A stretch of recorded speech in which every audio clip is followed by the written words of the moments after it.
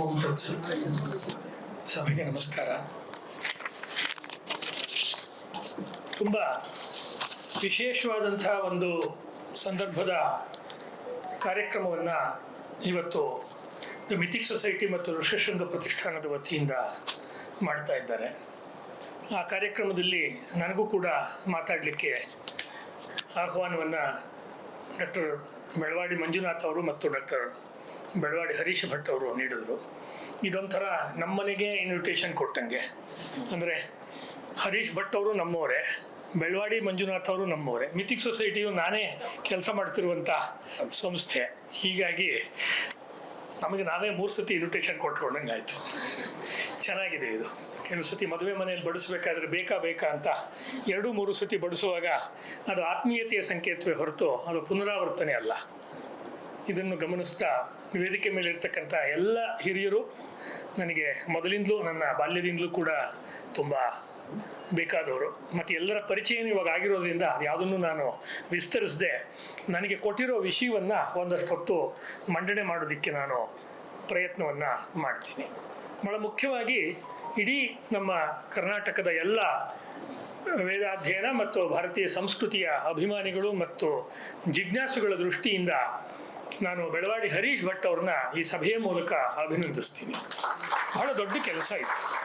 ಯಾತಕ್ಕೆ ಅಂತ ಹೇಳಿದ್ರೆ, BM ಶ್ರೀಕಂಠಯ್ಯನವರು ಒಂದು ಮಾತು ಹೇಳ್ತಾ ಇದ್ರು, ಏನೇನು ಇದೆಯೋ ಕನ್ನಡದಲ್ಲಿ, ಅವ್ರು ಅವಾಗ ಹೇಳಿದ್ದು ಹಸ್ತಪ್ರತಿಗಳನ್ನೆಲ್ಲ ಮಾಡುವಾಗ, ಏನೇನು ಹಸ್ತಪ್ರತಿಗಳಿದೆಯೋ ಹುಳ ಹತ್ತದಂತೆ ಪ್ರತಿಯೊಂದನ್ನು ಶೋಧಿಸಿ ಎಲ್ಲವನ್ನೂ ಮೊದಲು ಅಚ್ಚಾಕ್ಬಿಡ್ಬೇಕು ಅಂತ.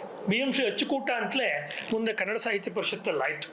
ಆ ಕೆಲಸವನ್ನು ಸಾರ್ಥಕವಾಗಿ ವೆಂಕಟೇಶ್ವರ ಪ್ರೆಸ್ಸು ಬಾಂಬೆ, ಅಥವಾ ಕುಂಕುಮ ಕೇಸರ ಟ್ರಸ್ಟ್ ಅಂಥೇಳಿ ಕಾಶ್ಮೀರದಲ್ಲಿ, ತ್ರಿವೇಂದ್ರಂ ಅಲ್ಲಿ ಮಾಡಿದಂಥ ತಿರುವಾಂಕೂರು ಸಂಸ್ಥಾನ, ಮೈಸೂರು ಮಹಾರಾಜರು ಮಾಡಿದಂಥ ಶ್ರೀಮನ್ ಜಯಚಾಮರಾಜೇಂದ್ರ ಗ್ರಂಥಮಾಲಾ, ನಮ್ಮ ಬೇರೆ ಬೇರೆ ವೀರಶೈವ ಸಂಸ್ಥೆಗಳು ಉತ್ತರ ಕರ್ನಾಟಕದಲ್ಲಿ ಫಾಗು ಹಳಕಟ್ಟಿಯವರ ನೇತೃತ್ವದಲ್ಲಿ, ಮಧ್ಯ ಕರ್ನಾಟಕದಲ್ಲಿ ಬೇರೆ ಬೇರೆ ಮಹನೀಯರು, ದಕ್ಷಿಣ ಕರ್ನಾಟಕದಲ್ಲಿ ನಮ್ಮ ಸುತ್ತೂರು ಶ್ರೀಗಳು ಮತ್ತು ಉಳಿದ ಮಹನೀಯರು ಅವರ ನೇತೃತ್ವದಲ್ಲಿ ನಡೆದಿದ್ದು, ಈಗ ಬಾಲಗಂಗಾಧರ ಸ್ವಾಮಿಗಳು ಮತ್ತು ನಮ್ಮ ನಿರ್ಮಲಾನಂದನಾಥ ಸ್ವಾಮಿಗಳ ನೇತೃತ್ವದಲ್ಲಿ ನಡೀತಿರುವಂಥ ಅನೇಕ ವೈದಿಕ ವಾಂಗ್ಮಯದ ಕೆಲಸಗಳು, ಇವೆಲ್ಲವನ್ನೂ ನಾವು ಇನ್ನಷ್ಟಿದೆ.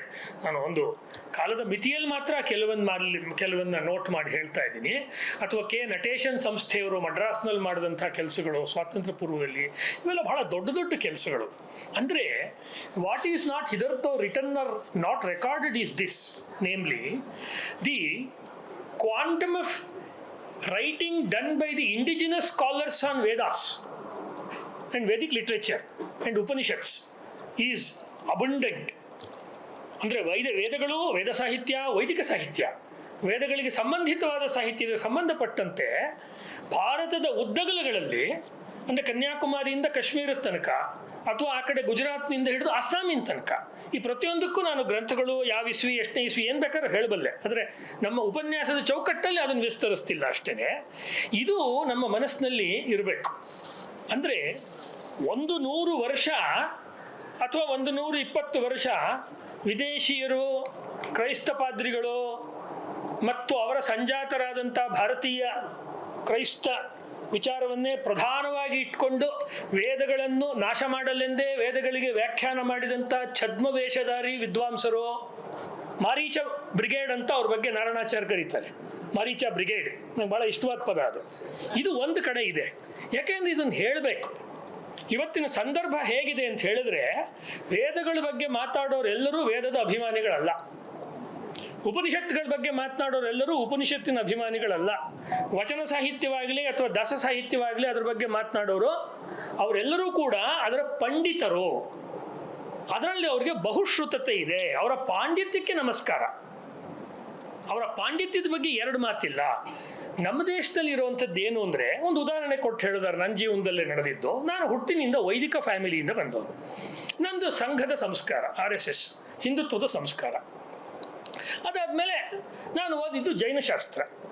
ಇದು ನನ್ನ ಜಾತಕ. ಜೈನಶಾಸ್ತ್ರವನ್ನು ನಾನು ಓದುವಾಗ ಶ್ರದ್ಧೆಯಿಂದ ಒಬ್ಬ ಜೈನ ಮನೆತನದ ಹುಡುಗ ಅಥವಾ ಹುಡುಗಿ ಹೇಗೆ ಓದ್ತಾರೋ ಹಾಗೆ ಓದ್ದೆ. ನಮ್ಮ ಗುರುಗಳ ಒಂದು ಆಶೀರ್ವಾದದಿಂದ. ಪ್ರೊಫೆಸರ್ ಶುಭಚಂದ್ರ ನನ್ನ ಗುರುಗಳು. ನಾನು ಹಾಸನದವನು. ಅಂದರೆ ಉಪನಿಷತ್ತುಗಳ ಅಧ್ಯಯನ ಹೇಗಾಗಿದೆ ಮತ್ತು ಹೇಗಾಗಬೇಕು ಅನ್ನೋದಕ್ಕೆ ನಾನು ಒಂದು ಡಿಫರೆನ್ಷಿಯೇಟಿವ್ ವ್ಯಾಲ್ಯೂ ಕೊಡ್ತಾ ಇದ್ದೀನಿ. ಒಬ್ಬರು ನಮ್ಮ ಊರಿನ ಹಾಸನದ ಕೃಷ್ಣರಾಜಪುರಂ KR ಪುರಂನಲ್ಲಿ ನಮ್ಮ ಮನೆಯ ಮೇಲ್ಗಡೆ ರಸ್ತೆಯಲ್ಲಿ ಒಬ್ಬರು ಜೈನರ ಮನೆ, ಅವ್ರ ಮನೆಗೆ ನಾನು ಹೋಗಿ ಬಂದು ಮಾಡ್ತಿದ್ದೆ. ಹೋದೆ ನಾನು PhD ಮಾಡುವ ಸಂದರ್ಭದಲ್ಲಿ. ಅದು ಇಟ್ಕೊಂಡು ನಾನು ಉಪನಿಷತ್ತುಗಳು ಮತ್ತು ಭಾರತೀಯ ಸಂಸ್ಕೃತಿ ಅಂತಲೇ ನನಗೆ ವಿಷಯ ಕೊಟ್ಟಿರೋದ್ರಿಂದ ಅದನ್ನೇ ಮಾತಾಡ್ತಾ ಇದ್ದೀನಿ. ಅವರು ಏನೋ ಒಂದು ಚಹಾ ಕೊಟ್ಟರು, ಕಾಫಿ ಕೊಟ್ಟರು, ಏನೋ ಆಯಿತು, ಮಾತುಕತೆ ಆಯಿತು. ನಿಮ್ಮ ಕಾಲೇಜಿನಲ್ಲಿ ಅಥವಾ ಯೂನಿವರ್ಸಿಟಿನಲ್ಲಿ ಹರೀಶ್, ನನ್ನ ಹುಡುಗ, ಚಿಕ್ಕ ಹುಡುಗ, ಅಂದರೆ PhD ಮಾಡೋ ಹುಡುಗ, ಜೈನ ಶಾಸ್ತ್ರವನ್ನು ಹೇಗೆ ಹೇಳ್ಕೊಡ್ತಾರೆ ಅಂತ ಕೇಳಿದ್ರು. ಜೈನಶಾಸ್ತ್ರವನ್ನು ಹೇಗೆ ಹೇಳ್ಕೊಡ್ತಾರೆ ಅಂದರೆ, ಮೇಷ್ಟ್ರು ಬರ್ತಾರೆ ಕಾಲೇಜ್ಗೆ, ಪುಸ್ತಕ ತೆಗಿತಾರೆ, ಸಬ್ಜೆಕ್ಟ್ ಬಗ್ಗೆ ಪಾಠ ಮಾಡ್ತಾರೆ. ಬ್ಲ್ಯಾಕ್ ಬೋರ್ಡ್, ಅವಾಗ ಇನ್ನೂ ಇದೆಲ್ಲ ಬಂದಿರಲ್ಲ, ಡಿಜಿಟಲ್ಲು. ನಾನು ಹೇಳ್ತಿರೋ 99-2000 ಇಸ್ವಿ, ಮೈಸೂರು ಯೂನಿವರ್ಸಿಟಿ. ಎಲ್ಲ ಬೋರ್ಡ್ ಮೇಲೆ ಬರೀತಾರೆ, ನಮ್ಮ ಮೇಡಮ್ಮು ಮೇಷ್ಟ್ರು, ನಾವೆಲ್ಲ ಬರ್ಕೊತೀವಿ ಆ ಥರ. ಮತ್ತೆ ಕೇಳಿದ್ರು ಹೇಗೆ ಪಾಠ ಮಾಡ್ತಾರೆ ಅಂತ. ಅಯ್ಯೋ ಇದೇನಿದು ಈಗ ಮತ್ತೆ ಕೇಳಿ. ಇಲ್ಲ, ಅವರು ಪ್ರಾಕೃತವನ್ನು ಪಾಠ ಮಾಡ್ತಾರೆ, ಯಾಕೆಂದ್ರೆ ತುಂಬ ಜೈನ ಪ್ರಾಚೀನ ಸಾಹಿತ್ಯ ಪ್ರಾಕೃತ ಭಾಷೆಯಲ್ಲಿದೆ ಅಂಥೇಳಿ. ಕೊನೆಗೆ ಅವ್ರು ಬಾಯಿ ಬಿಟ್ಟು ಕೇಳು, ಅಲ್ಲ ನಾನು ಕೇಳಿದ್ದು ಅಷ್ಟೆಲ್ಲ ಕಾಂಪ್ಲಿಕೇಟೆಡ್ ಅಲ್ಲ, ಚಪ್ಪಲಿ ಹಾಕ್ಕೊಂಡು ಮಾಡ್ತಾರೋ ಚಪ್ಪಲಿ ಬಿಟ್ಟು ಮಾಡ್ತಾರೋ. ಅಂದರೆ ಹೊರಗಡೆಯಿಂದ ನೋಡುವಾಗ ಇದು ಬೇರೆ ಥರ ಅನಿಸ್ಬೋದು, ಒಳಗಿನಿಂದ ನೋಡುವಾಗ ಬೇರೆ ಥರ ಅನಿಸ್ಬೋದು. ಯಾವುದೇ ಸಂಸ್ಕೃತಿಯನ್ನು ಅಧ್ಯಯನ ಮಾಡೋದಕ್ಕೆ ನನಗೆ ಕೊಟ್ಟಿರೋ ವಿಷಯ ಭಾರತೀಯ ಸಂಸ್ಕೃತಿ ಮತ್ತು ಉಪನಿಷತ್ತುಗಳು ಅಂತ. ಆದ್ದರಿಂದ 2 ದಾರಿ ಅಂತೂ ಇದೆ, ಮಿನಿಮಮ್ 2 ದಾರಿ ಇದೆ ನನ್ನ ಇಷ್ಟು ವರ್ಷದ ಒಂದು ಅಧ್ಯಯನದ ಪ್ರಕಾರ. ನೀವು ಒಂದು ಒಳಗಿನವರಾಗೋದನ್ನು ಓದಿದಾಗ, ಮನೆಯವರಾಗಿ ಓದಿದಾಗ ನಿಮಗೆ ಅದರ ಅಂತ ಸಂಬಂಧಗಳು ಗೊತ್ತಾಗುತ್ತೆ. ಅಂದರೆ ವೇದ ಅಂದ್ರೇನು, ಉಪನಿಷತ್ತು ಅಂದ್ರೇನು, ಜೈನ ಅಂದ್ರೇನು, ಬೌದ್ಧ ಅಂದ್ರೇನು, ವೀರಶೈವ ಅಂದ್ರೇನು, ಕಾಶ್ಮೀರ ಶೈವ ಅಂದ್ರೇನು, ಅಥವಾ ತಮಿಳುನಾಡು ಅಂದ್ರೇನು, ಅಥವಾ ವೈಷ್ಣವ ಸಂಪ್ರದಾಯದ ಬೇರೆ ಬೇರೆ ಕವಲುಗಳು ಇದ್ದಾವೆ. ವಲ್ಲಭಾಚಾರ್ಯರಿದ್ದಾರೆ, ಮಧ್ವಾಚಾರ್ಯರಿದ್ದಾರೆ, ರಾಮಾನುಜಾಚಾರ್ಯರಿದ್ದಾರೆ, ತುಳಸಿದಾಸರ ಕಾಲದಲ್ಲಿ ಅಥವಾ ಕಬೀರ್ ದಾಸ್ ಕಾಲದಲ್ಲಿ ಬಂದಂಥ ರಾಮಪಂಥೀಯರಿದ್ದಾರೆ. ಅವರಲ್ಲೂ ನಿರ್ಗುಣ ಉಪಾಸಕರಿದ್ದಾರೆ, ಸಗುಣ ಉಪಾಸಕರಿದ್ದಾರೆ, ಸಗುಣ ನಿರ್ಗುಣ ಎರಡನ್ನೂ ಮಾಡುವಂಥ ಉಪಾಸಕರಿದ್ದಾರೆ. ನಾನಾ ರೀತಿ ಇದ್ದಾರೆ. ಕುಂಭಮೇಳಕ್ಕೆ ಹೋಗೋರಿದ್ದಾರೆ, ತಿರುಪತಿಗೆ ಹೋಗೋರಿದ್ದಾರೆ, 108 ವೈಷ್ಣವ ಕ್ಷೇತ್ರಕ್ಕೆ ಹೋಗೋರಿದ್ದಾರೆ, 50+ ಶಕ್ತಿಪೀಠಕ್ಕೆ ಹೋಗೋರಿದ್ದಾರೆ, 12 ಜ್ಯೋತಿರ್ಲಿಂಗಕ್ಕೆ ಹೋಗೋರಿದ್ದಾರೆ.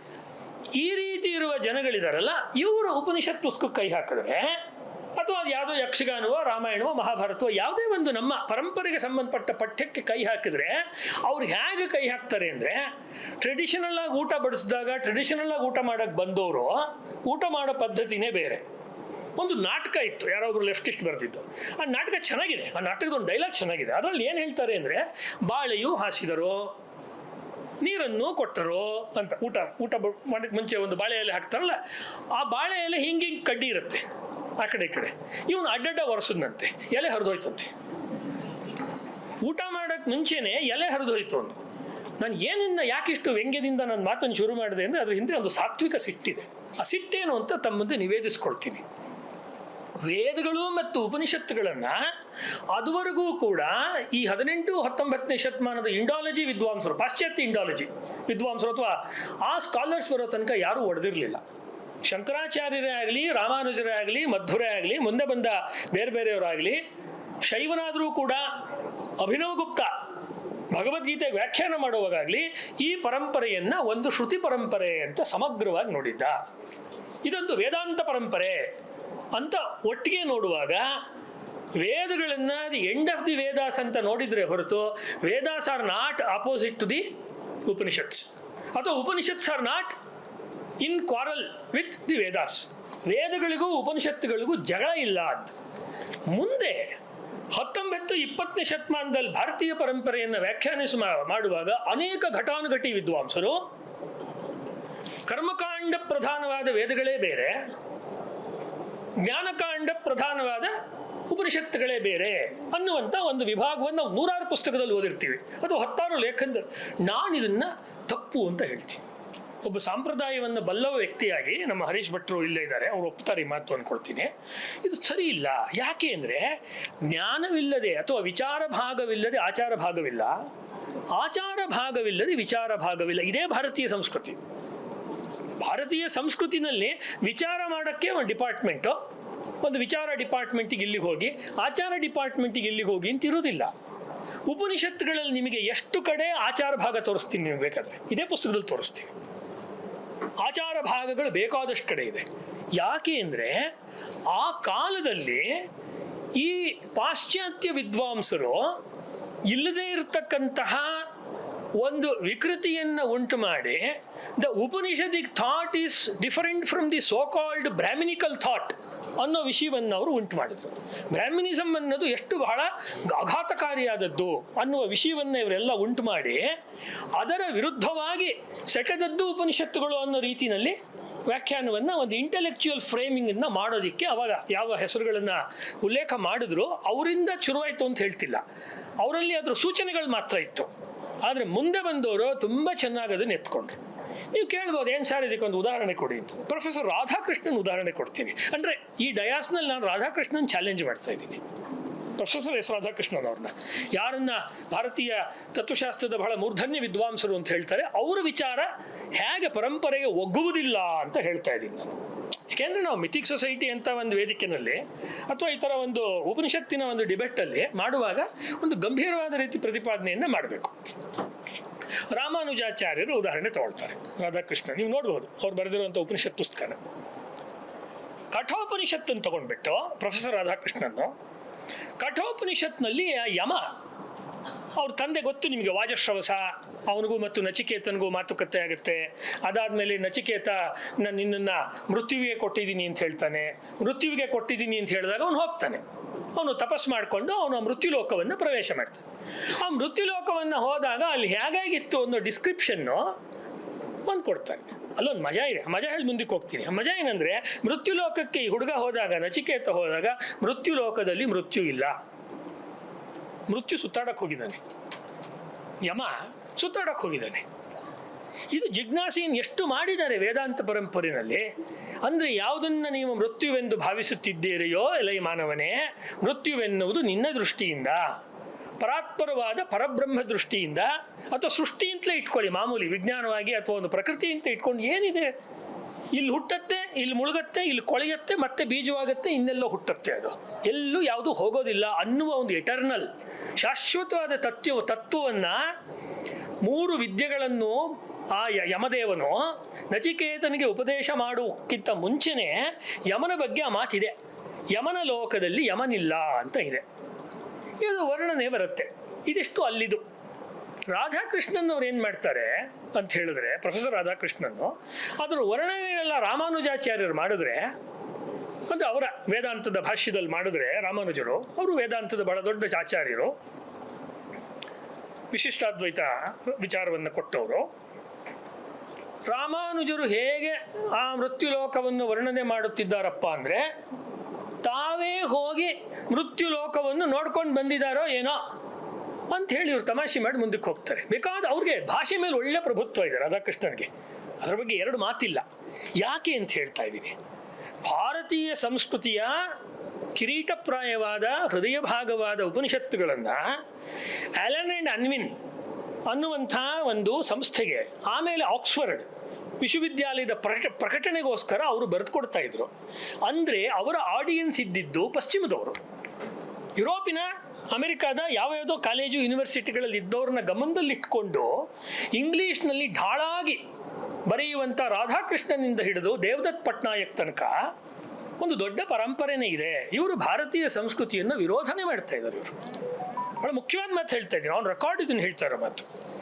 ನಾರಾಯಣಾಚಾರ್ಯ ಅವರು ಬರೆದಿರುವ ವೇದ ಸಂಸ್ಕೃತಿ ಪರಿಚಯ ಸಂಪುಟಗಳನ್ನು ತಾವು ತೆಗೆದು ನೋಡಿ.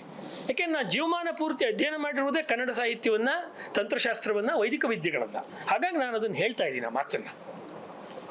ಇದರಿಂದ ಏನಾಯಿತು ಅಂದರೆ, ನಾವು ನಮ್ಮ ಮಕ್ಕಳಿಗೆ ಏನಾದರೂ ಪುಸ್ತಕಗಳನ್ನು ಗಿಫ್ಟ್ ಕೊಡಬೇಕು ಅಂದರೆ, ಯಾವುದೋ ಒಂದು ಮದುವೆಗೋ ಮುಂಜಿಗೋ ಕಾರ್ಯಕ್ರಮಕ್ಕೋ ಕೊಡಬೇಕಾದ್ರೆ ಸಹಜವಾಗಿ ನಾವು ಫ್ಲಿಪ್ಕಾರ್ಟ್ಗೆ ಹೋಗ್ತೀವಿ, ಅಮೆಝಾನ್ಗೆ ಹೋಗ್ತೀವಿ, ಇನ್ಯಾವುದೋ ನಮ್ಮ ಹತ್ರ ಅಂಗಡಿ, ನಮ್ಮ ಮನೇಲಿರೋ, ನಮ್ಮ ಊರಲ್ಲಿರೋ ಅಂಗಡಿಗೆ ಹೋಗ್ತೀವಿ, ಆ ಪುಸ್ತಕ ತಗೊಂಡು ಬರ್ತೀವಿ. ಅದೇ ನೀವು ವೇದಾಂತದ ಗ್ರಂಥಗಳನ್ನು ಕಡಿಮೆ ಬೆಲೆಯಲ್ಲಿ ತುಂಬ ಸಾಧಾರಣವಾದ ಮುಖಪುಟ, ಸಾಧಾರಣವಾದ ಅಚ್ಚು ಮಾಡುವ ನಮ್ಮೂರಿನ ಅಥವಾ ನಿಮ್ಮೂರಿನ ಅಥವಾ ಪಕ್ಕದ ಕೇರಳ, ಪಕ್ಕದ ತಮಿಳುನಾಡು, ಪಕ್ಕದ ಮಹಾರಾಷ್ಟ್ರದಲ್ಲೋ ಬರೆದಿರೋ ಸ್ಕಾಲರ್ಸನ್ನು ನಾವು ಸಾಮಾನ್ಯವಾಗಿ ಅಷ್ಟು ಗಂಭೀರವಾದ ಸ್ವರದಲ್ಲಿ ಕೋಟ್ ಮಾಡೋದಕ್ಕೆ ಹೋಗೋದಿಲ್ಲ.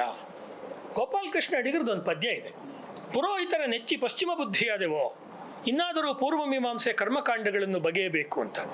ಅಂದರೆ ಭಾರತೀಯ ಸಂಸ್ಕೃತಿಯ ಹೃದಯಗಳಾದಂಥ ಈ ಉಪನಿಷತ್ತುಗಳು, ವೇದಗಳು, ಆಗಮಗಳು, ಮತ್ತೊಂದು ಮಗದೊಂದು ಪುರಾಣಗಳು, ಸಾಹಿತ್ಯವನ್ನು ನೋಡುವಾಗ ಇಂಗ್ಲೀಷ್ನಲ್ಲಿ ಯಾರು ಬರೀತಾರೆ ಅಲ್ಲೇ ಒಂದು ಮೂಲದಲ್ಲಿ ಪ್ರಾಬ್ಲಮ್ ಇದೆ. ಸೆಕೆಂಡ್ ಪಾಯಿಂಟ್ ಹೇಳ್ತಾ ಇದ್ದೀನಿ, ಭಾರತೀಯ ಸಂಸ್ಕೃತಿಯನ್ನು ಇಂಗ್ಲೀಷ್ನಲ್ಲಿ ಬಿಂಬಿಸುವಾಗ ಒಂದು ಪ್ರಾಬ್ಲಮ್ ಏನಿದೆ ಅಂದರೆ, ವಿತ್ ಡ್ಯೂ ರೆಸ್ಪೆಕ್ಟ್ ನಮ್ಮ ಬೇರೆ ಬೇರೆ ಮಠಮಾನ್ಯಗಳಿಂದ ಬಂದಿರುವ ಗ್ರಂಥಗಳನ್ನು ನಾನು ಗಮನದಲ್ಲಿ ಇಟ್ಕೊಂಡು ಹೇಳ್ತಾ ಇದ್ದೀನಿ, ಯಾರ ಹೆಸರು ನಾನು ಮೆನ್ಷನ್ ಮಾಡೋದಿಲ್ಲ, ನೀವು ತೆಗೆದು ನೋಡಿ. ಅನೇಕ ಇಂಗ್ಲೀಷ್ ಪದಗಳನ್ನು ಅದರಲ್ಲಿ ಬಳಸ್ತಾರೆ. ಉದಾಹರಣೆಗೆ ಯಾವುದನ್ನು ಎಟರ್ನಲ್ ಅಂತ ಕರೀತಾರೆ, ಯಾವುದನ್ನು ಆಬ್ಸಲ್ಯೂಟ್ ಅಂತ ಕರೀತಾರೆ. ಪರಬ್ರಹ್ಮವನ್ನು ಹೇಳಬೇಕಾದ್ರೆ ಒಂದು ಆಬ್ಸಲ್ಯೂಟ್ ಅನ್ನೋ ಅರ್ಥದಲ್ಲಿ ಹೇಳ್ತಾರೆ. ಆಬ್ಸಲ್ಯೂಟ್ ಅನ್ನೋ ಪದವನ್ನು ನೀವು ಇಂಗ್ಲೀಷ್ನಲ್ಲಿ ಓದಿದ್ರೆ ಪರಬ್ರಹ್ಮ ಅಂತಲೋ ಪರತತ್ವ ಅಂತಲೋ ಪಾರಮಾರ್ಥಿಕ ತತ್ವ ಸುಖವ ಸೂರ್ಯಗೊಂಬ ಯತಿಗಾದಾರೋ ದೂರವಿಲ್ಲವೋ ಮುಕುತಿ ಅನ್ನುವಂಥ ನಮ್ಮ ತತ್ವಪದಕಾರ ಮಾತುಗಳನ್ನು ಅಥವಾ ದಾಸರ ಮಾತುಗಳನ್ನು ಪರಬ್ರಹ್ಮಕ್ಕೆ ಸಂಬಂಧಪಟ್ಟಂತೆ, ಅಥವಾ ಬಯಲು ಆಲಯದೊಳಗೋ ಆಲಯವು ಬಯಲೊಳಗೋ ಬಯಲು ಆಲಯಗಳೆರಡು ನಿನ್ನೊಳಗೋ ಸವಿಯು ಸಕ್ಕರೆಯೊಳಗೋ ಸಕ್ಕರೆಯು ಸವಿಯೊಳಗೋ ಅಂತ ಹೇಳುವ ಕನಕದಾಸರ ಮಾತುಗಳನ್ನು ಕೇಳುವಾಗ ನಮಗೆ ತಟ್ಟತ್ತೆ. ಬಸವಣ್ಣನವರ ಅಥವಾ ಅಲ್ಲಮಪ್ರಭುಗಳ ಮಾತುಗಳನ್ನು, ಅಕ್ಕಮಹಾದೇವಿಯವರ ಮಾತುಗಳನ್ನು, ಅಥವಾ ತಮಿಳಿನ ಆಳ್ವಾರರು ಅಥವಾ ತೆಲುಗಿನ ಅನ್ನಮಾಚಾರ್ಯರು ಮತ್ತೊಬ್ಬರು ಅವ್ರ ಮಾತುಗಳನ್ನು ಹೇಳುವಾಗ ನಮಗೆ ತಟ್ಟತ್ತೆ. ಯಾಕೆ ಅಂದರೆ ಅವ್ರು ಮಾತನಾಡ್ತಿರೋ ಭಾಷೆ ಅಂದರೆ ನಾನು ಹೊರಗಡೆ ಇರುವಂಥ ಒಂದು ವ್ಯಾಕರಣಬದ್ಧ ಭಾಷೆ ಬಗ್ಗೆ ಮಾತಾಡ್ತಿಲ್ಲ, ಅದರ ಒಳಗಡೆ ಇರೋ ಸಂಸ್ಕೃತಿ ಇದೆಯಲ್ವಾ. ಈಗ ಕಲ್ಲು ಸಕ್ಕರೆ ಅಂತ ಹೇಳಿದ್ರೆ ನೀವು ಇಂಗ್ಲೀಷ್ನಲ್ಲಿ ಏನು ಟ್ರಾನ್ಸ್ಲೇಟ್ ಮಾಡ್ತೀರಾ? ಕಲ್ಲು ಸಕ್ಕರೆ ಅನ್ನೋ ಕಾನ್ಸೆಪ್ಟ್ ಅವ್ರ ದೇಶದಲ್ಲಿ ಇಲ್ಲ ಅಂತ ಅಷ್ಟೇ. ನಾನೇನು ಅವ್ರನ್ನ ದೂಷಣೆ ಮಾಡ್ತಿಲ್ಲ, ಅವ್ರಿಗದು ಅನುಭವ. ಯಾಕೆಂದ್ರೆ ಅವಾಗಲೇ ಅವ್ರು ಮಾತನಾಡ್ತಾ ಪ್ರಾರಂಭದಲ್ಲಿ ಹೇಳಿದ್ರಲ್ಲ ಡಾಕ್ಟರ್ ಹರೀಶ್ ಇವರು, ಮಂಜುನಾಥ್ ಅವರು, ಇದು ಅನುಭವ ವೇದ್ಯವಾದ್ದು. ಉಪನಿಷತ್ತುಗಳು ಅನುಭವ ವೇದ್ಯವಾದ್ರಿಂದ ಮೊದಲೇ ಅನುಭವ ವೇದ್ಯವಾದ ಈ ಸಬ್ಜೆಕ್ಟನ್ನು ಗುರುಮುಖವಾಗಿ ಕಲಿತರೆ ಅರ್ಥ ಆಗೋದು ಕಷ್ಟ. ಚೆನ್ನಾಗಿ ಸಂಸ್ಕೃತ ಬಂದು 14 ವರ್ಷ ಒಂದೇ ಒಂದು ವೇದವನ್ನು ಅಥವಾ 12 ವರ್ಷಗಳ ಕಾಲ ಒಂದೇ ಒಂದು ವೇದವನ್ನು ಪಾಠಶಾಲೆಯಲ್ಲಿ ಕಲಿತರೆ ಅರ್ಥ ಆಗೋದು ಕಷ್ಟ. ಅದನ್ನು ಮತ್ತೆ ಅನುಷ್ಠಾನ ಮಾಡೋದಕ್ಕೆ 20, 30, 50 ವರ್ಷ ಬೇಕಾಗತ್ತೆ. ನಮ್ಮ ಉಪನಿಷತ್ತುಗಳಲ್ಲೂ ಅದು ಬರುತ್ತೆ. ಹೇಗೆ ತಂದೆ ಮಕ್ಕಳು ಇಬ್ಬರು ಸೇರ್ಕೊಂಡು ಇನ್ನೊಬ್ಬ ಗುರು ಹತ್ರ ಹೋದರು ಅನ್ನೋ ಕಥೆಗಳೆಲ್ಲ ಬರುತ್ತೆ ಅಲ್ವಾ. ಅಂಥ ಸಂದರ್ಭದಲ್ಲಿ ಇವುಗಳನ್ನು ನಾವು ಇಂಗ್ಲೀಷ್ ಟ್ರಾನ್ಸ್ಲೇಷನ್ಗಳ ಮೂಲಕ ನೋಡ್ತಾ ಹೋದಾಗ ಏನಾಯಿತು, ನಮ್ಮಲ್ಲಿ ಇವುಗಳನ್ನು ಓದಿದ್ದೀವಿ ಅನ್ನೋ ಒಂದು ಭ್ರಮೆ ಬಂತು. ಉಪನಿಷತ್ಸ್ನ ನಾವು ನೋಡಿದ್ದೀವಿ ಅಥವಾ ಆಧುನಿಕವಾದಂಥ ಬೇರೆ ಬೇರೆ ಭಾರತೀಯ ಫಿಲಾಸಫರ್ಸ್ನ ನಾವು ಓದ್ಕೊಂಡಿದ್ದೀವಿ ಅಂತ ಬಂದು ನಮ್ಮದೇ ದೇಸಿ ಸೊಗಡು, ನಮ್ಮ ಮಣ್ಣಿನ ಜನ ಇದ್ದಾರಲ್ಲ, ಈ ವಚನಕಾರರು, ಈ ದಾಸರು, ಈ ತತ್ವಪದಕಾರರು, ಈ ಬೇಂದ್ರೆ, ಈ ಕುವೆಂಪು ಅಥವಾ ಈ ಕನಕದಾಸರು ಮತ್ತೊಬ್ಬರು, ಇವರ ಸಾಹಿತ್ಯವನ್ನು ಅವರ ಚೌಕಟ್ಟಲ್ಲಿಟ್ಟು ನಾವು ನೋಡೋಕ್ಕೆ ಶುರು ಮಾಡಿದ್ವಿ. ನನ್ನ ಸಮಸ್ಯೆ ಇರೋದೇನಪ್ಪ ಅಂತ ಹೇಳಿದ್ರೆ, ಬೇರೆ ಭಾಷೆಗಳಲ್ಲಿ ಓದೋದ್ರ ಬಗ್ಗೆ ಎಲ್ಲ ವಿರೋಧ ಇರೋವಂಥದ್ದು, ಬೇರೆ ಭಾಷೆಯವರು ಓದಲಿ, ಅವರು ತಿಳ್ಕೊಳ್ಳಿ, ಅದೆಲ್ಲ ಆಗಲಿ. ಯಾವುದನ್ನು ನೀವು ಅಥಾರಿಟೇಟಿವ್ ಎಡಿಷನ್ಸ್ ಅಂತ ನೋಡ್ತೀರಾ? ನೀವು ಕುಂಭಕೋಣಂ ಎಡಿಷನ್ ನೋಡ್ತಿರೋ, ಗೋರಖ್ಪುರ್ ಗೀತಾ ಪ್ರೆಸ್ ನೋಡ್ತಿರೋ, ಅಥವಾ ನೀವು ಅದಮಾರು ಮಠದ ನೋಡ್ತಿರೋ, ಶೃಂಗೇರಿ ಮಠದ ನೋಡ್ತಿರೋ, ಮತ್ತೊಂದು ನೋಡ್ತಿರೋ, ನನಗೇನು ಸಮಸ್ಯೆ ಇಲ್ಲ. ವಚನ ಸಾಹಿತ್ಯವನ್ನು ನೋಡಬೇಕಾದ್ರೆ ನೀವು 3000 ಮಠದ ನೋಡ್ತಿರೋ, ಅಥವಾ ಸಿದ್ದೇಶ್ವರ ಸ್ವಾಮಿಗಳದ್ದು ನೋಡ್ತಿರೋ, ಅಥವಾ ಸುತ್ತೂರು ಸ್ವಾಮಿಗಳದ್ದು ನೋಡ್ತಿರೋ, ಸಮಸ್ಯೆ ಇಲ್ಲ. ಯಾವಾಗ ಆ ಎಡಿಷನ್ಗಳನ್ನು ನೀವು ಬೇರೆ ದೇಶದಲ್ಲಿ ಕೂತ್ಕೊಂಡು ಬರೆಯುವಂಥ ಸ್ಕಾಲರ್ಸು, ಯಾರಿಗೆ ಈ ಸಂಸ್ಕೃತಿ ಅನ್ನುವುದು ಸ್ವಲ್ಪ ಬಂದು ಒಂದು ಸ್ವಲ್ಪ ಮಿಂದು ಮತ್ತೆ ದೂರ ಹೋಗುವಂಥದ್ದು ಸ್ವಲ್ಪ ಇರ್ತಾರೆ, touch and go, it's A touch and go ಬರ್ತಾರೆ. ಅವ್ರಿಗೇನು ಗೊತ್ತೇ ಇಲ್ಲ ಅಂತ ನಾನು ಹೇಳ್ತಿಲ್ಲ. ನಾನು ಹೇಳೋದು, ಆಚಾರ್ಯ ಶಂಕರರಿಗೆ ನಿಮಗೆ ಸುರೇಶ್ವರರು ಅಥಾರಿಟಿ ಆಗದೆ, ವಿದ್ಯಾರಣ್ಯರು ಅಥಾರಿಟಿ ಆಗದೆ, ಅಥವಾ ಚಂದ್ರಶೇಖರ ಭಾರತಿಗಳು ನಿಮ್ಗೆ ಅಥಾರಿಟಿ ಆಗದೆ, ನಮಗೆ ಬೇರೆ ಯಾರಾದರೂ ಅದ್ವೈತದ ಬಗ್ಗೆ ಬರೆದಿರ್ತಕ್ಕಂಥವ್ರು ಅಥಾರಿಟಿ ಆಗ್ತಾರೆ ಅಂದರೆ ಈ ಸಂಸ್ಕೃತಿಯ ಜೊತೆ ನಾವು ಅನುಸಂಧಾನ ಮಾಡೋದ್ರಲ್ಲಿ ಏನೋ ಸಮಸ್ಯೆ ಕಾಣಿಸ್ತಾ ಇದೆ. ನನ್ನ ಲಾರ್ಜರ್ ಕ್ವಶನ್, ಕುರ್ತಕೋಟಿಯವರು ಇತ್ಯಾದಿಯವರು ತೆಗಿತಾರಲ್ಲ, ಆ ರೀತಿ ಪ್ರಶ್ನೆಯನ್ನು ನಾನು ಕೇಳ್ತಾ ಇರೋದು ನಿಮ್ಮ ಮುಂದೆ. ಅಂದರೆ ಈ 21ನೇ ಶತಮಾನದಲ್ಲಿ ನಾವು 25 ವರ್ಷ ಮುಗಿಸಿದ್ದೀವಿ. ನಾವಿನ್ನು 21ನೇ ಶತಮಾನ ಕಾಲಿಡ್ತಾ ಇದ್ದೀವಿ ನಾವು ಹೇಳೋಕ್ಕಾಗಲ್ಲ. 21ನೇ ಶತಮಾನದಲ್ಲಿ 100 ವರ್ಷದಲ್ಲಿ 25ನೇ ವರ್ಷದಲ್ಲಿ ಈ ಕಾರ್ಯಕ್ರಮ ನಡೀತಾ ಇದೆ. ಅಂದರೆ ಈ ಶತಮಾನದ ಪ್ರಾರಂಭದಲ್ಲಿ ಹುಟ್ಟಿರೋ ಒಂದು ಹುಡುಗ ಅಥವಾ ಹುಡುಗಿಗೆ ಈಗಾಗಲೇ 25 ವರ್ಷ ಆಗಿಬಿಟ್ಟಿದೆ.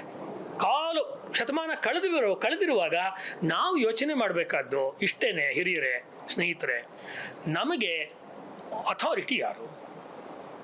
ನಮಗೆ ಆಕರಗಳು ಯಾವುದು? ವೇದಗಳು ನಮ್ಗೆ ಆಕರ, ಪುರಾಣಗಳು ನಮ್ಗೆ ಆಕರ, ಉಪನಿಷತ್ತುಗಳು ನಮ್ಗೆ ಆಕರ, ಅಥವಾ ಬ್ರಹ್ಮಸೂತ್ರಗಳು, ಅಥವಾ ವ್ಯಾಕರಣಕ್ಕೆ ಬಂದರೆ ಪಾಣಿನಿ, ಮತ್ತೊಂದು ಮಗದೊಂದು, ಇವೆಲ್ಲ ನಮ್ಗೆ ಆಕರ. ಇವೆಲ್ಲ ನಮಗೆ ಆಕರವಾದರೂ ಕೂಡ ಆ ಆಕರಗಳನ್ನು ನಮಗೆ ತಲುಪಿಸುತ್ತಿರುವ ಮಾಧ್ಯಮಗಳಿದಾವಲ್ಲ, ಅವುಗಳು ಯಾವುದು? ಅವುಗಳು ಯಾವುದು ಅನ್ನುವುದೇನೆ ಭಾರತೀಯ ಸಂಸ್ಕೃತಿ ಮತ್ತು ಉಪನಿಷತ್ತನ್ನು ಕುರಿತು ಇವತ್ತು ನಾವು ಯೋಚನೆ ಮಾಡಬೇಕಾದಂಥ ಸಂದರ್ಭ ಇದೆ. ಎಷ್ಟೊಂದು ಸರ್ತಿ ಯಾವುದನ್ನ ನಾವು ಅಥಾರಿಟಿಯಿಂದ ತೆಗೆದುಕೊಳ್ಬಾರ್ದಾಗಿತ್ತೋ ಆ ಗ್ರಂಥಗಳು ಪರಂಪರೆಯನ್ನು ಒಪ್ಪುವವರ ಪುಸ್ತಕ ಸಂಗ್ರಹಾಲಯದಲ್ಲೂ ಇದ್ದಾವೆ. ಇರಬಾರ್ದು, ಅದನ್ನೆಲ್ಲ ಬಹಿಷ್ಕರಿಸಬೇಕು ಆ ಅರ್ಥದಲ್ಲಿ ನಾನು ಹೇಳ್ತಿಲ್ಲ. ಇದು ಭಾರತೀಯ ಚಿಂತನೆ ಅಲ್ಲ, ಯಾವುದನ್ನು ಬಹಿಷ್ಕರಿಸೋದಲ್ಲ. ಆದರೆ ಅದಕ್ಕೆ ಸರಿಯಾದ ಮೆಟ್ಟಿಲಾದ ಸ್ಥಾನವನ್ನು ನಾವು ಕೊಡೋದ್ರಲ್ಲಿ ಸೋಲ್ತಾ ಇದ್ದೀವಿ. ಯಾರನ್ನು ನಾವು ಕೋಟ್ ಮಾಡ್ತಾ ಇದ್ದೀವಿ? ಈಗ ಯಾವುದೋ ಒಂದು ಉಪನಿಷತ್ ಬಗ್ಗೆ ಹೇಳಬೇಕಾದ್ರೆ ದೇವಡು ನರಸಿಂಹಶಾಸ್ತ್ರಿ ಅವರು ಹೀಗೆ ಹೇಳಿದ್ದಾರೆ, ಪನ್ನಂಜೆ ಗೋವಿಂದಾಚಾರ್ಯ ಅವ್ರು ಹೀಗೆ ಹೇಳಿದ್ದಾರೆ, ರಾಮಭದ್ರಾಚಾರ್ಯ ಅವ್ರು ಹೀಗೆ ಹೇಳಿದ್ದಾರೆ ಅಂತ ನಾವು ಯಾವ ಪರಂಪರೆಯನ್ನು ಒಪ್ತೀವೋ ಆ ಪರಂಪರೆ, ಅದ್ರ ಬಗ್ಗೆ ನನಗೆ ವಿರೋಧ ಇಲ್ಲ. ನೀವು ದ್ವೈತ ಪರಂಪರೆ ಒಪ್ತಿರೋ, ವಿಶಿಷ್ಟವಾದ ದ್ವೈತ ಒಪ್ತಿರೋ, ಶಕ್ತಿ ವಿಶಿಷ್ಟಾದ್ವೈತ ಒಪ್ತಿರೋ, ಅದ್ವೈತವನ್ನು ಒಪ್ತಿರೋ, ಯಾವುದನ್ನಾರು ಒಪ್ಕೊಳ್ಳಿ ನೀವು. ಯಾವ ಭಾರತೀಯವಾದ ಜೈನ ಒಪ್ತಿರೋ, ಬೌದ್ಧ ಒಪ್ತಿರೋ, ಆದರೆ ಅದಕ್ಕೆ ಸಂಬಂಧಪಟ್ಟಂತೆ ನಾವು ಅಧ್ಯಯನ ಮಾಡುತ್ತಿರುವ ಅಥವಾ ನಮಗೆ ಅಧ್ಯಯನ ಮಾಡಿ ಅಂತ ಯಾರೋ ಆಪ್ತರು, ಹಿರಿಯರು, ಗುರುಗಳು ಕೊಡ್ತಿರೋ ಪುಸ್ತಕಗಳು ಯಾವುದು? ಆ ಪುಸ್ತಕಗಳು ಸರಿಯಾದಂಥ ಪುಸ್ತಕಗಳ? ಈಗ ವೈದ್ಯರ ಹತ್ರ ಹೋಗುವಾಗ ನಾವು ಸರಿಯಾದ ವೈದ್ಯರ ಹತ್ರ ಹೋಗಿ ಅವ್ರು ಕೊಟ್ಟಿರೋ ಔಷಧಿ ಗುಳಿಗೆಯನ್ನು ಅವ್ರು ಹೇಳಿದ ಕ್ರಮದಲ್ಲಿ ತಗೊಂಡಾಗ ಮಾತ್ರವೇ ನಮಗೆ ಗುಣ ಪರಿಹಾರ ಆಗುತ್ತೆ. ಇಲ್ಲ ಅಂತ ಹೇಳಿದ್ರೆ ಯಮರಾಜ ಸಹೋದರ ಅಂತ ಆಗ್ಬಿಡುತ್ತೆ. ಮುಂದಿನ ಮಾತಿದೆಯಲ್ಲ ಅಲ್ವಾ, ವೈದ್ಯ ನಾರಾಯಣ ಹರಿ ಹೋಗಿ ಯಮರಾಜ ಸಹೋದರ ಅಂತಾಗುತ್ತೆ ವೈದ್ಯರು. ಇಲ್ಲ ನಮ್ಮ ಮಾನ್ಯ ಡಾಕ್ಟರ್ ಸುರೇಶ್ ಅವರು ಹೋಮಿಯೋಪತಿಯಲ್ಲಿ ಬಹಳ ದೊಡ್ಡ ವೈದ್ಯರು.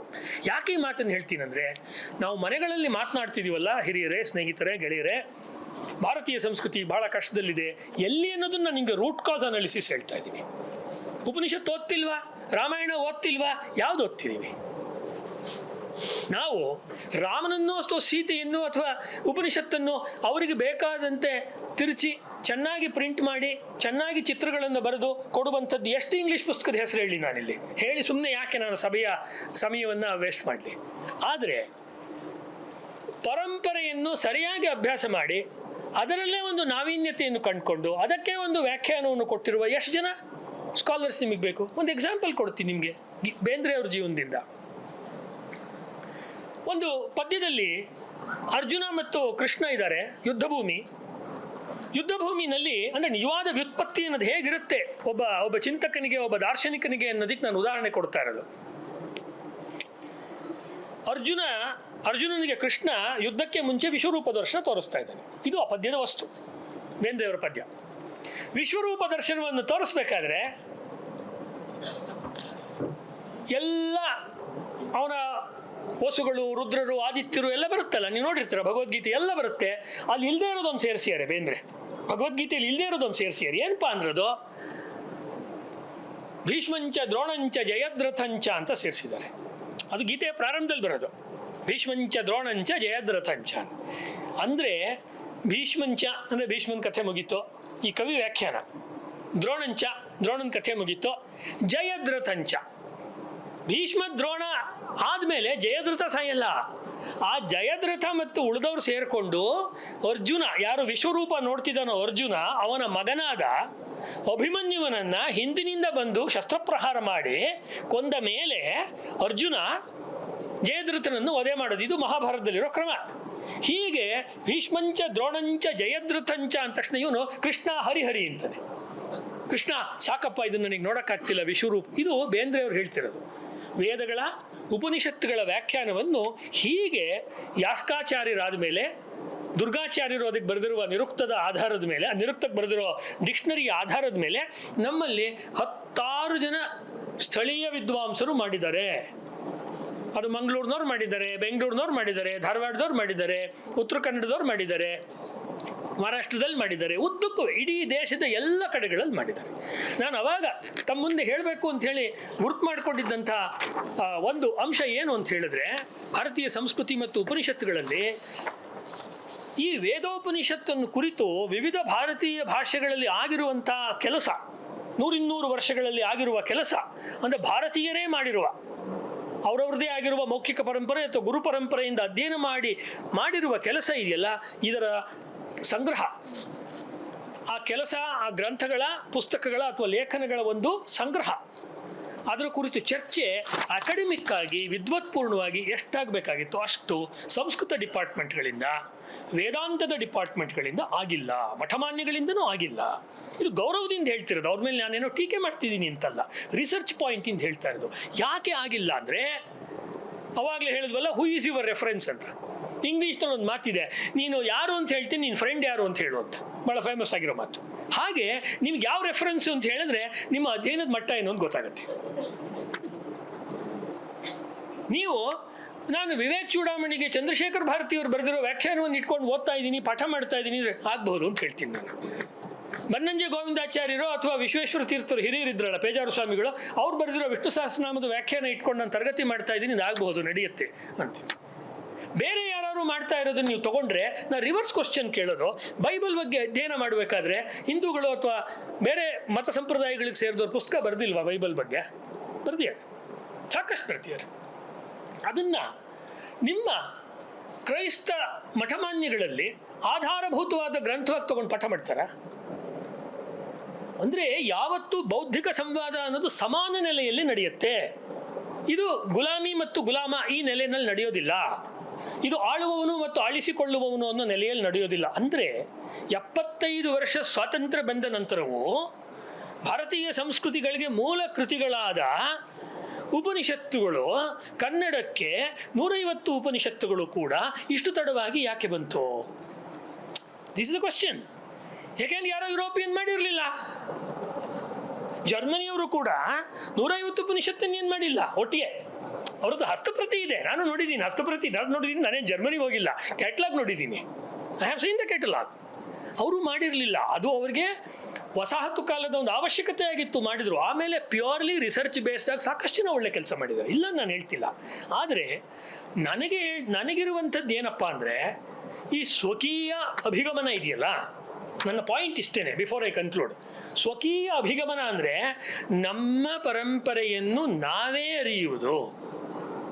ಅರಿಯುವುದರಲ್ಲಿ ನಾವು ತಪ್ಪುಗಳನ್ನು ಮಾಡುವುದು, ತಪ್ಪುಗಳನ್ನು ನಾವೇ ತಿದ್ದುಕೊಳ್ಳುವಾಗ ಪರಸಂಸ್ಕೃತಿಯವರಿಂದ ಕಲಿಯಬೇಕಾದ್ದು ಏನಾದರೂ ಇದ್ದರೆ ಖಂಡಿತ ಕಲಿಯುವುದು.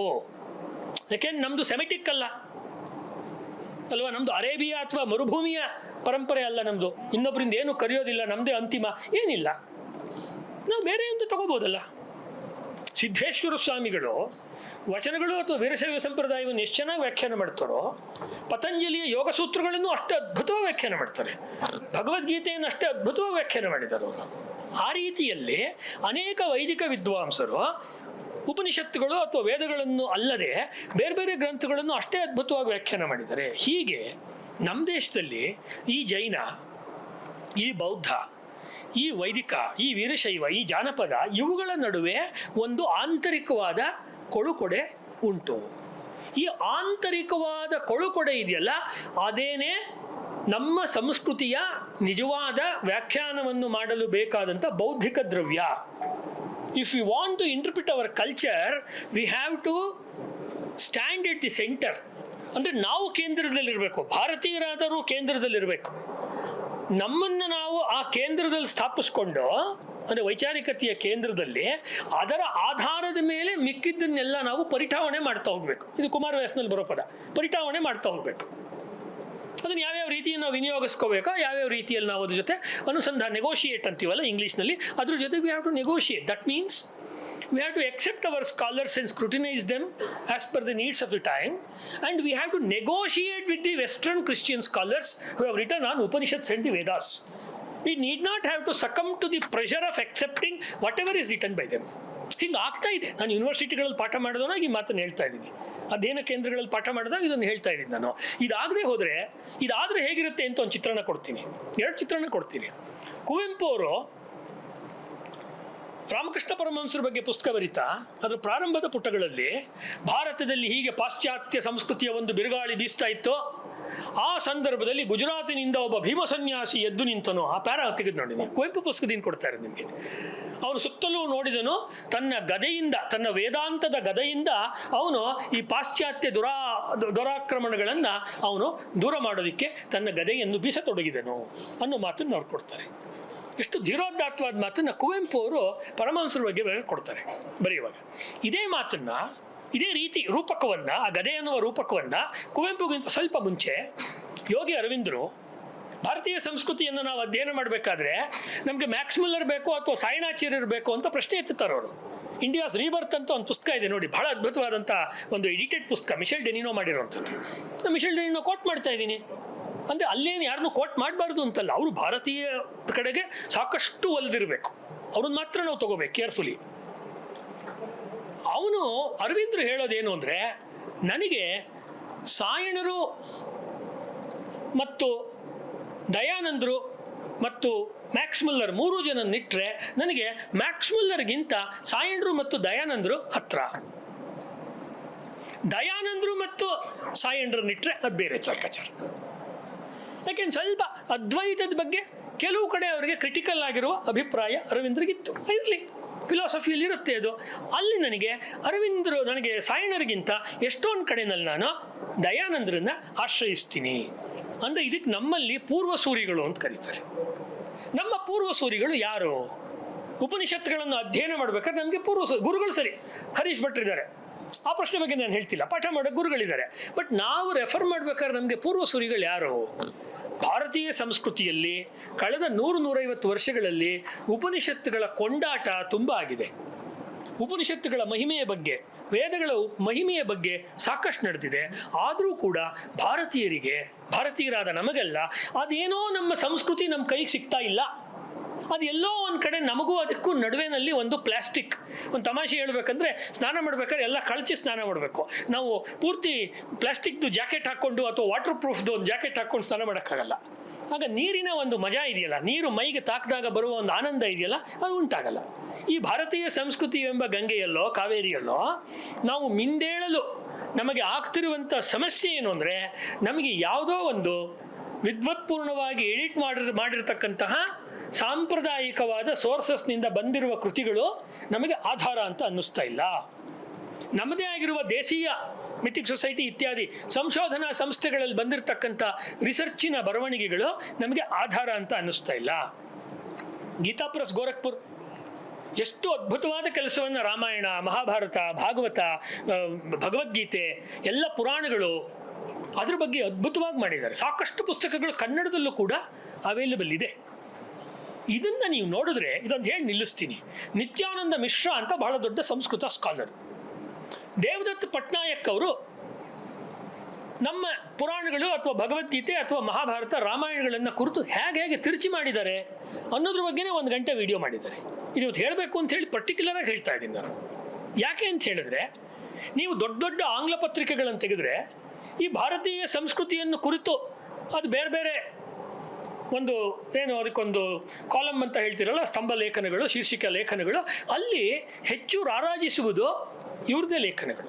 ಪಟ್ಟನಾಯಕ್ ಬಗ್ಗೆನೇ ನಾನು ಹೇಳ್ತಾ ಇರೋದು. ಸಮಸ್ಯೆ ಏನಾಗುತ್ತೆ ಅಂತ ಹೇಳಿದ್ರೆ, ನಮಗೆ ಗೊತ್ತಿಲ್ಲದೆ ನಾವು ಮನೆಯಲ್ಲಿ ಮಾಡಿದಂಥ ಹೋಮ್ ಮೇಡ್ ಫುಡ್ಡನ್ನು ತಿಂದೆ ರಸ್ತೆ ಬದಿಯಲ್ಲಿರುವಂಥ ಯಾವುದೋ ಒಂದು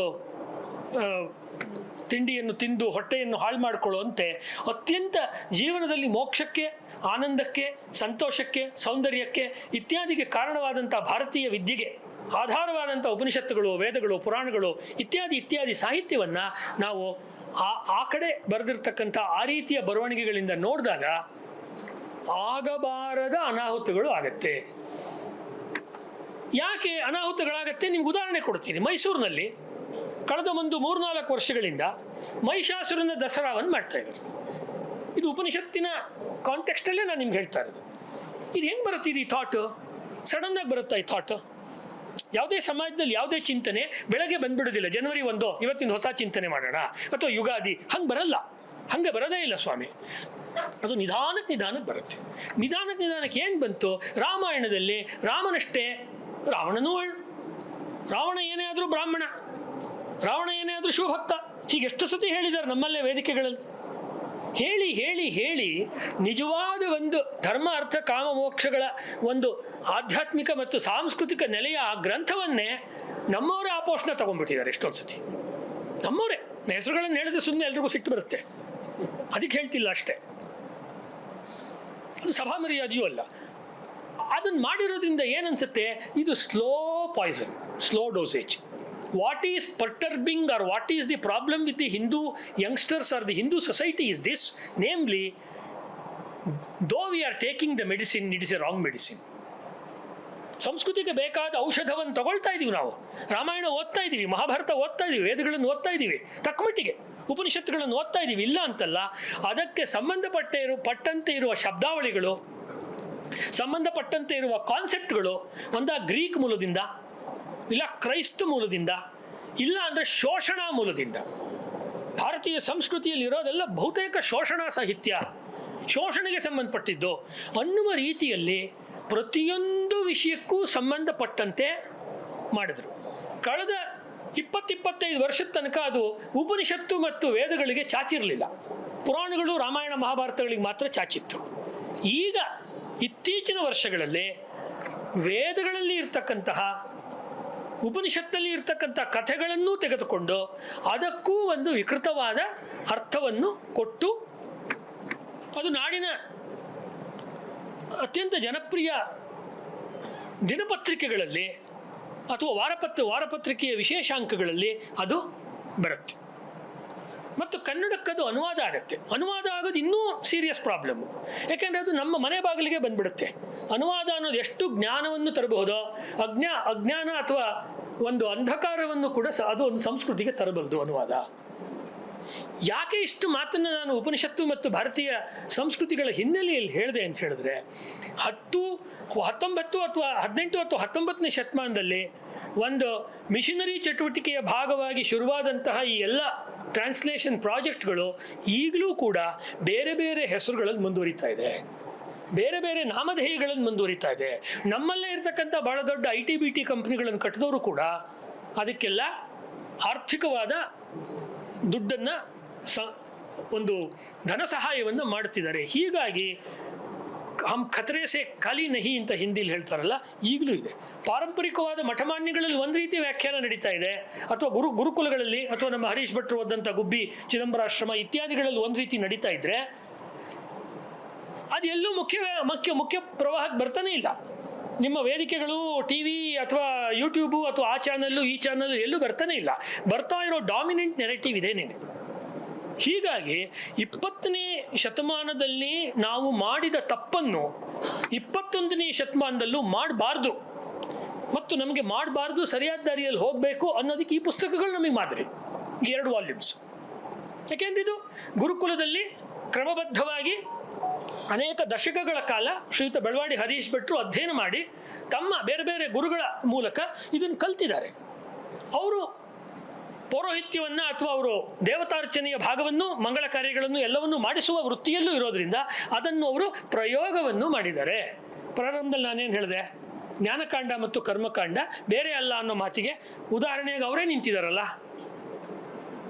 ಉಪನಿಷತ್ತು ಜ್ಞಾನಕಾಂಡ ಅವ್ರು ಮಾಡಿಸ್ತಿರುವಂಥ, ಅದಕ್ಕೆ ಲಗ್ನ ನೋಡಿ ಮದುವೆ ಮಾಡಿಸಿ, ಅಥವಾ ಶುಭ ಕಾರ್ಯ ಮಾಡಿಸಿ, ಮತ್ತೊಂದು ಗೃಹ ಪ್ರವೇಶ ಮಾಡಿಸಿ, ಅಥವಾ ಯಾವುದೋ ಒಂದು ಹೋಮವನ್ನು, ಯಾಗವನ್ನು, ಯಜ್ಞವನ್ನು ಮಾಡಿಸಿದ್ರೆ ಕರ್ಮದ ಭಾಗ ಬಂತಲ್ಲ. ಅಲ್ಲಿ ತುಪ್ಪ ಬಂತು, ಕಟ್ಟಿಗೆ ಬಂತು, ಇಷ್ಟು ಪಾತ್ರೆಗಳು ಅಂತ ಬಂತು, ಇಷ್ಟು ದಾರ ತರಬೇಕು ಅಂತ ಬಂತು, ಅರಿಶಿನ ತರೋದು, ಕುಂಕುಮ ತರೋದು ಎಲ್ಲ ಬಂತಲ್ಲ ಅಲ್ಲಿ, ಅದು ಇದೆ. ಹೀಗಾಗಿ ಯಾವುದನ್ನು 19-20ನೇ ಶತಮಾನದಲ್ಲಿ ಪಾಶ್ಚಾತ್ಯ ಚಿಂತನೆಯ ಆಧಾರದ ಮೇಲೆ ಭಾರತೀಯ ಸಂಸ್ಕೃತಿಯ ಹೃದಯಗಳಾದ ವೇದಗಳನ್ನು ನಾಶ ಮಾಡಿದರೆ ಈ ಸಂಸ್ಕೃತಿಯನ್ನೇ ನಾವು ಕಿತ್ತು ಬಿಸಾಕ್ಬೋದು ಅಂತ ಮ್ಯಾಕ್ಸ್ ಮಿಲ್ಲರ್ದ ಪತ್ರ ಇದೆ. ಆ ರೀತಿಯ ಕೆಲಸವನ್ನು ಆಮೇಲೆ ತಿದ್ಕೊಂಡ ಅವನು. ಅದು ನಾವು ಹೇಳಬೇಕು ವೇದಿಕೆಯಲ್ಲಿ. ಅದು ಆಮೇಲೆ ತಿದ್ಕೊಂಡ. ಆಮೇಲೆ ಅವ್ನು ಮನುಷ್ಯ ಸರಿಯಾದ. ಬಟ್ ಸರಿಯಾಗಿದ್ದ ಭಾಗ ಜನಕ್ಕೆ ಗೊತ್ತೇ ಆಗಲಿಲ್ಲ. ಗೊತ್ತಾಗಿದ್ದು ಈ ಭಾಗದಲ್ಲಿ ಕೊನೆಯಲ್ಲಿ ಚೇಂಜ್ ಆದ. ನಾನು ಅದು ಬಲ್ಲೆ. ಹೀಗಾಗಿ ನಮಗೆ ಯಾರೋ ಒಬ್ಬರು S.K. ರಾಮಚಂದ್ರಾಯರು, ಯಾರೋ ಒಬ್ಬರು ಅನಂತ ಕುಮಾರಸ್ವಾಮಿ, ಯಾರೋ ಒಬ್ಬರು ಬನ್ನಂಜೆ ಗೋವಿಂದಾಚಾರ್ಯರು, ದೇವಡು ನರಸಿಂಹಶಾಸ್ತ್ರಿಯವರು, ನಮ್ಮ ಕಾಲದಲ್ಲೇ ಇರ್ತಕ್ಕಂಥ ಲಕ್ಷ್ಮೀಶ್ ತೋಳ್ಪಾಡಿಯವರು, ವೇದಿಕೆ ಮೇಲೆ ಇರ್ತಕ್ಕಂಥ ಅನೇಕ ಮಹನೀಯರು, ಅವರು ಮಾಡಿರುವಂಥ ವ್ಯಾಖ್ಯಾನ ಇದೆಯಲ್ಲ, ಅಥವಾ 6 ಸಂಪುಟಗಳಲ್ಲಿ ಸಂಸ್ಕೃತ ಕನ್ನಡ ಡಿಕ್ಷನರಿಯನ್ನು ಬರೆದಂಥ ಚಕ್ರವರ್ತಿ ಶ್ರೀನಿವಾಸ್ ಗೋಪಾಲಾಚಾರ್ಯ ಅವರು ವಿಧಾನಸೌಧಕ್ಕೆ ಹೋಗಿ ಚಪ್ಪಲಿ ಸಾವಿಸ್ಬಿಟ್ಟಿದ್ದಾರೆ ಅದಕ್ಕೆ ಹಣ ತರಬೇಕಾದ್ರೆ. ಅವ್ರು ಮುನ್ನುಡಿಲಿ ಬರ್ಕೊತಾರೆ ಅದನ್ನು. ಅವ್ರಿಗೆ ಅಷ್ಟು ಸುಲಭವಾಗಿ ಸಿಗಲಿಲ್ಲ ಪ್ರಾಜೆಕ್ಟ್ಗಳು. ಇವತ್ತಿಗೂ ಕೂಡ ಅವ್ರ ಶಬ್ದಾರ್ಥ ಕೌಸ್ತುಭ ಇಸ್ ಎ ಕ್ಲಾಸಿಕ್. ಅಂಥವ್ರು ನಮ್ಗೆ ಆಧಾರ ಆಗಬೇಕು. ಆಧಾರೆ ಲಿಂಗಭೂತೇಶು ಡಫಕಟ ಹೃದಯ ಕಂಠಮೂಲೆ ಲಲಾಟೆ ಅಂತ ತಂತ್ರಶಾಸ್ತ್ರದಲ್ಲಿ ಬರುತ್ತೆ. ನಮಗೆ ಆಧಾರ ಯಾವುದು? ಇದನ್ನೇ ನಾನು 1.25 ತಾಸು ನಿಮ್ಗೆ ಹೇಳಿದ್ದು. ಏನಪ್ಪ ಅಂದರೆ, ನಮ್ಮ ಆಧಾರಗಳನ್ನು, ಆಧಾರ್ ಕಾರ್ಡ್ ಅಲ್ಲ, ನಮ್ಮ ಆಧಾರಗಳನ್ನು ನಾವು ಇನ್ನೊಮ್ಮೆ ಚೆಕ್ ಮಾಡ್ಕೊಳ್ಳೋ ಕಾಲಕ್ಕೆ ಬಂದು ನಿಂತಿದ್ದೀವಿ. ನಮಗೆ ಹರೀಶ್ ಭಟ್ರ ಗ್ರಂಥ ಆಧಾರ. ಇದು ಫಲಶ್ರುತಿ, ಇದು ನಮ್ಮ ಉಪನ್ಯಾಸದ ಫಲಶ್ರುತಿ. ಇದು ಆಧಾರ. ತುಂಬ ಸಂತೋಷ ಪಡುವಂಥ ವಿಚಾರ ಏನಪ್ಪ ಅಂತ ಹೇಳಿದ್ರೆ, ಈ 108 ಉಪನಿಷತ್ತು ಅಂತ ಕೇಳ್ತಿದ್ವಿ, ಆದರೆ ವೇದೋತ್ತರವಾದಂಥ ಉಳಿದ ಉಪನಿಷತ್ತುಗಳನ್ನು ಕೂಡ ಇದರೊಳಗಡೆ ಅವರು ಪದಶಃ ಒಂದೊಂದು ಸಾರಾಂಶವಾಗಿ ಒಂದೊಂದು ಮಂತ್ರಗಳ ಅರ್ಥಗಳನ್ನು ಕೊಟ್ಟು ಮಾಡಿದ್ದಾರೆ. ಮತ್ತು ಪ್ರಾರಂಭದಲ್ಲಿ ಒಂದೊಂದು ಉಪನಿಷತ್ತುಗಳನ್ನು ಒಂದೊಂದು ಪ್ಯಾರಾಗ್ರಾಫ್ನಲ್ಲಿ ಸಮ್ಮರಿ ಕೊಟ್ಟಿದ್ದಾರೆ. ತಂತ್ರಶಾಸ್ತ್ರಕ್ಕೂ ವೈದಿಕ ಚಿಂತನೆಗೂ ಸಂಬಂಧವೇ ಇಲ್ಲ ಅಂತ ಹೇಳಿ ಬೇಕಾದಷ್ಟು ಜನ ಬರೆದಿದ್ರು. ಅದು ಕೂಡ ಇದರಲ್ಲಿ ನಿವಾರಣೆ ಆಗುತ್ತೆ. ಕೊನೆಯದಾಗಿ ಹೇಳೋದಾದರೆ, ಈ ಸಂಪುಟ 1ರಲ್ಲಿ ಯೋಗ ಕುಂಡಲ್ಯ ಉಪನಿಷತ್ತು ಅಂತಿದೆ. ಯಾಕೆಂದ್ರೆ ನಂಗೆ ತಂತ್ರಗಳು ತುಂಬ ನನಗೆ ಆಸಕ್ತಿಯ ವಿಷಯ. ತಂತ್ರಶಾಸ್ತ್ರ ನಾನು ಒಂದಷ್ಟು ಅದರಲ್ಲಿ ವರ್ಕ್ ಮಾಡಿದ್ದೀನಿ. ತಂತ್ರಗಳಲ್ಲಿ ಷಟ್ಚಕ್ರಾಣಿ ಪರಿಜ್ಞಾತ್ವ ಪ್ರವಿಶೇತ್ ಸುಖ ಮಂಡಲಂ ಮೂಲಾಧಾರಂ ಸ್ವಾಧಿಷ್ಠಾನಂ ಮಣಿಪೂರಂ ತೃತೀಯಕಂ ಅನಾಹತಂ ವಿಶುದ್ಧಿಂಚ ಆಜ್ಞಾಚಕ್ರಂಚ ಷಷ್ಠಕಂ ಆಧಾರಂ ಗುದಮಿತ್ಯುಕ್ತಂ ಸ್ವಾಧಿಷ್ಠಾನಂತು ಲೈಂಗಿಕಂ ಮಣಿಪೂರಂ ನಾಭಿದೇಶಂ ಹೃದಯಸ್ಥಂ ಅನಾಹತಂ ವಿಶುದ್ಧಿ ಕಂಠಮೂಲೆ ಚ ಆಜ್ಞಾಚಕ್ರಂ ಚ ಮಸ್ತಕಂ ಷಟ್ಚಕ್ರಾಣಿ ಪರಿಜ್ಞಾತ್ವ ಪ್ರವಿಶೇತ್ ಚೇತ್ ಸುಖಮಂಡಲೆ ಅನ್ನೋ ಮಾತು ಬರುತ್ತೆ. ಅಂದರೆ ಈ 6 ಚಕ್ರಗಳನ್ನು ಭೇದಿಸಿ ಆಮೇಲೆ ಜೀವ ಈ ಸಹಸ್ರಾರಕ್ಕೆ ಹೋಗುತ್ತೆ ಅನ್ನೋ ಮಾತನ್ನ ಅವರು ಯೋಗ ಕುಂಡಲ್ಯ ಉಪನಿಷತ್ನಿಂದ ಕೊಡ್ತಾರೆ. ಹೀಗಾಗಿ ನಮ್ಮ ವೇದಗಳಲ್ಲಿ, ವೇದಗಳ ಒಂದು ಮಧ್ಯಭಾಗದಲ್ಲಿ, ವೇದಗಳ ಅಂತ್ಯಭಾಗದಲ್ಲಿ, ವೇದಗಳ ಸಾಹಿತ್ಯವು ಮುಗಿದ ಮೇಲೆ ಆಮೇಲೆ ಬಂದಿರತಕ್ಕಂಥ ಒಂದು ಉಪನಿಷತ್ತಿನ ಲಿಟ್ರೇಚರ್ನಲ್ಲಿ ಬಂದಿರುವ ಸಾಹಿತ್ಯವನ್ನು ಮೊದಲ ಬಾರಿಗೆ ಕನ್ನಡದಲ್ಲಿ ಕನ್ನಡ ಓದುಗರಿಗೆ ಉಪಯೋಗವಾಗುವಂತೆ ಅವರು ಕೊಟ್ಟಿದ್ದಾರೆ. ನಾವು ಆ ಕಾರಣಕ್ಕೋಸ್ಕರ ಭಾರತೀಯ ಸಂಸ್ಕೃತಿಯ ವಾಹಕರಾಗಿ, ಭಾರತೀಯ ಸಂಸ್ಕೃತಿಯ ವಿದ್ಯಾರ್ಥಿಗಳಾಗಿ ಇವರಿಗೆ ನಾವು ಎಷ್ಟು ಕೃತಜ್ಞತೆಗಳನ್ನು ಸಲ್ಲಿಸಿದರೂ ಸಾಲದು. ಮತ್ತು ಈ ಪುಸ್ತಕಗಳನ್ನು ನಾವು ರೆಫರೆನ್ಸ್ ಆಗಿ ಇಟ್ಕೊಂಡು ನಮ್ಮ ಕ್ಷೇತ್ರಗಳ ಅಧ್ಯಯನವನ್ನು, ನಾಟಕನೋ ಸಾಹಿತ್ಯನೋ ಕಥೆನೋ ಕಾದಂಬರಿನೋ ಪ್ರವಚನನೋ ಏನಿಲ್ಲ ಅಂದರೆ ಮನಸ್ಸಿಗೆ ಒಂದು ಖುಷಿ ಸಮಾಧಾನವನ್ನು ಪಡಿಬಹುದು ಅಂತ ಹೇಳ್ತಾ ಈ 2 ಸಂಸ್ಥೆಗಳಿಗೆ ನಾನು ವಂದಿಸಿ ನನ್ನ ಈ ಒಂದು ಉಪನ್ಯಾಸಕ್ಕೆ ಮಂಗಳವನ್ನು ಹಾಡ್ತೀನಿ. ಈ ಮಾತಿನಲ್ಲಿ ಇರತಕ್ಕಂಥ ವಿಚಾರಗಳನ್ನು ಹಂಸಕ್ಷೀರ ನ್ಯಾಯದಂತೆ ನೀವು ಉತ್ತಮವಾದ ವಿಚಾರಗಳನ್ನು ತೆಗೆದುಕೊಂಡು ಕಟುವಾದ ವಿಚಾರಗಳಿದ್ದರೆ ಅದನ್ನ ಇಲ್ಲೇ ಬಿಟ್ಟು ಮನೆಗೆ ತೆರಳಬೇಕು ಅಂತ ಪ್ರಾರ್ಥಿಸಿ ನನ್ನ ಮಾತಿಗೆ ಮಂಗಳವನ್ನು ಹಾಡ್ತೀನಿ. ಪುಸ್ತಕ ಮಾರಾಟಕ್ಕಿದೆ. ಈ ಪುಸ್ತಕವನ್ನು ತೆಗೆದುಕೊಳ್ಳಿ. ಪ್ರಾಯ ರಿಯಾಯಿತಿ ಬೆಲೆಯಲ್ಲೂ ಕೊಡಬಹುದು. ಇದು ಮನೆಗೆ ಭೂಷಣ ಮತ್ತು ಇದು ಗಿಫ್ಟ್ ಕೊಡೋಕ್ಕೂ ಚೆನ್ನಾಗಿದೆ. ತುಂಬ ಚೆನ್ನಾಗಿರುತ್ತೆ. ವಜನ್ನೂ ಇದೆ. ಆಮೇಲೆ ಗಿಫ್ಟ್ ಕಳೆದು ಹೋಗಲ್ಲ. ಹಾಗಾಗಿ ಉಪನಿಷತ್ತು ಕಳೆದು ಹೋಗೋ ಸಾಹಿತ್ಯವಲ್ಲ, ಕಳೆದು ಹೋಗದೇ ಇರುವಂಥ ಸಾಹಿತ್ಯವನ್ನು ಕೊಟ್ಟಂಥ ನಮ್ಮ ಹಿರಿಯರಾದ ಸ್ನೇಹಿತರಾದ ಹರೀಶ್ ಭಟ್ರಿಗೆ ವಂದಿಸಿ ನನ್ನ ಮಾತಿಗೆ ಮಂಗಳವನ್ನು ಹಾಡ್ತೀನಿ. ನಮಸ್ಕಾರ.